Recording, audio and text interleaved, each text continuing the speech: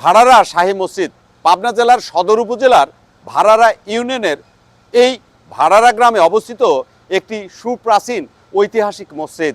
ফার্সিতে লেখা আছে, ফার্সির মানে বঙ্গ অনুবাদটা আমি বলছি, ফার্সির বাংলা। সেটা হলো শাহ আলম বাদশার রাজত্ব আমলে দৌলত খাঁর পুত্র আসালত খাঁ এই মসজিদটা নির্মাণ করেন 1176 হিজরিতে। বর্তমানে সন চলছে হলো 1446, তাতে 268 বছর বয়স চলে। মসজিদটি 1757 সালে বাদশাহ শাহ আলমের রাজত্বকালে দৌলত খাঁর পুত্র আসালত খাঁ এই মসজিদটি নির্মাণ করেন। ভাড়ারা শাহী মসজিদ অনেক পুরাতন মসজিদ হিসাবে অনেক লোকশ্রুতি রয়েছে। অনেকেই বলে এক রাত্রি হয়েছিল, এখন তো এক রাত্রির কোনো প্রমাণ পাওয়া যায় না। হ্যাঁ, অনেকের কোনো প্রমাণ পাওয়া যায় না। ওই মানুষ কয় মানুষই তৈরি করছে, এখন কারা হইলে আল্লাহ পাক সেই জন্য।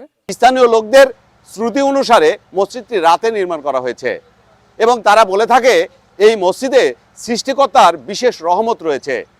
আশেপাশে গ্রাম থেকে এখানে মানুষ আকিকা বা মানত করতে আসেন। তা করলেই একদিনে সৃষ্টি করতে পারতো, কিন্তু তা করেনি। আর এই মসজিদটাও এক রাত্রে হয় না, এটা মানুষ বলে আর কি। মানুষজন আসে, বহুত দেশের লোকজন আসে।